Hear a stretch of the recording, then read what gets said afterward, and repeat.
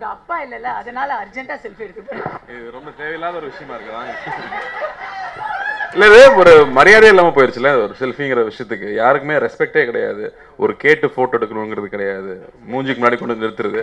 அந்த ஃப்ளாஷ் வேற, பின்னாடி ஒரு ஃப்ளாஷ், முன்னாடி ஒரு ஃப்ளாஷ். அவ்வளோ ஃப்ளாஷ் கண்ணில் பட்டா மைக்ரேன் இருக்கிறவன் என்ன ஆவான்? ஒரு அவஸ்தையாக கிடையாதுன்னு நினைக்கிறேன். ஒரு ஃபோட்டோ எடுக்கிறது வந்து ஒரு மரியாதையாக கேட்டு எடுக்கணுங்கிறது கூட தெரியாத அளவுக்கு நம்ம ஆயிட்டோமா அப்படின்னு வருத்தமாக இருக்குது. இல்லை, இப்படி சொன்னதானே உண்டு, வேற எப்போ சொல்ல முடியாது. இது வரல. அது இப்போ வந்து ஒரு இதுக்குமே ரெஸ்பெக்ட் இல்லாமல் போயிடுச்சுங்கிறது தான் வருத்தமான விஷயம்.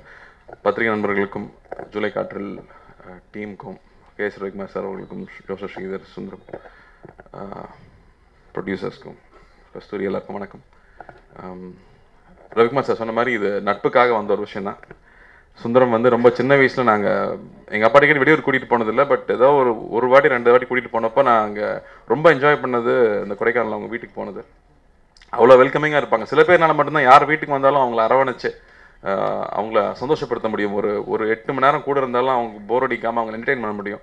அந்த நட்பு நான் மறக்கவே இல்லை. ஐ திங்க் அது ரொம்ப ஃப்ரெஷ்ஷாக எனக்கு இப்போவும் இருக்கிற ஒரு மெமரி. ஸோ அந்த ஒரு நட்புக்காகவே இங்கே வந்திருக்கேன்னு சொல்லலாம். பட் இன்னொரு சர்ப்ரைசிங்கான விஷயம், எனக்கு சுந்தரம் ரொம்ப வருஷமாக சினிமாவில் இருந்துட்டு இருக்காருன்னு எனக்கு தெரியல.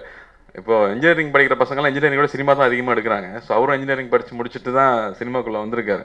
சினிமா எல்லாருமே உள்ளே ஈர்த்துருக்கு.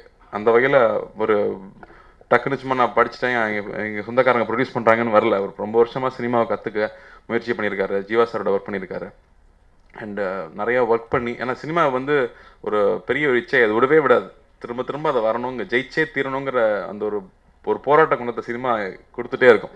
அது பேருக்காக புகழுக்காக வர்றமான்னு சொன்னால் அப்படி இல்லைன்னு நான் நினைக்கிறேன். ஏன்னா அந்த கிராஃப்டை கற்றுக்கிறதும் மக்கள் சந்தோஷப்படுறதும் பார்க்குறது தான் ஒரு மிகப்பெரிய இன்பம் அந்த விஷயத்தில். ஸோ அந்த வகையில் அவர் விடாமல் போராடி திரும்ப ஒரு படத்தை எடுத்து முடிச்சிருக்காருங்கிறது ரொம்ப சந்தோஷமாக இருக்குது. அண்ட் வாழ்த்துக்கள். படம் நிச்சயம் நல்லா வெற்றி பெறணும். புது முயற்சியை வந்து என்கரேஜ் பண்ணி ப்ரொடியூஸ் பண்ண உங்கள் ப்ரொடியூசருக்கும் என்னுடைய வாழ்த்துக்களை தெரிவிச்சுக்கிறேன். ஜோஷா ஸ்ரீதர் சார், உங்கள் பாடல்கள் எப்பவுமே ரொம்ப பிடிக்கும். அது வர்றது அரிதாக இருக்கிறதுனால இன்னும் ரொம்ப பிடிக்குது.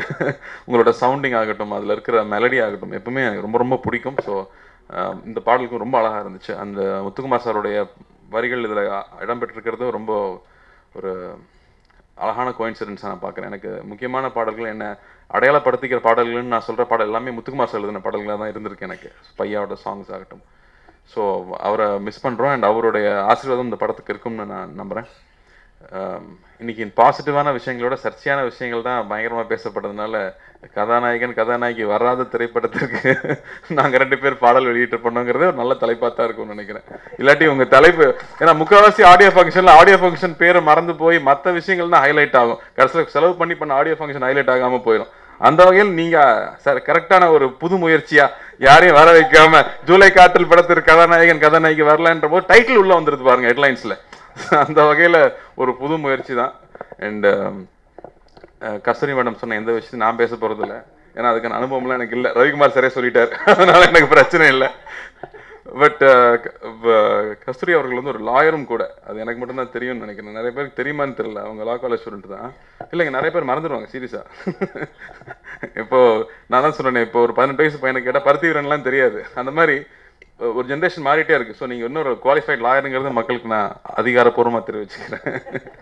ஏன்னா அவங்க அப்பாவும் லாயர், கரெக்ட் தானே? Mom is lawyer, right? So நிறைய விஷயங்கள் தெரிஞ்சு மக்களுக்கு அறிவாற்றணும்னு நான் கேட்டுக்கிறேன். அண்ட் இந்த படம் மிகப்பெரிய வெற்றி பெறணும். Beautiful dance. இந்த படத்தில் புது முயற்சிகள் நிறையா பண்ணியிருக்கீங்க, ரொம்ப அழகாக இருந்துச்சு. And wishing you all the very best. Thank you. God plus.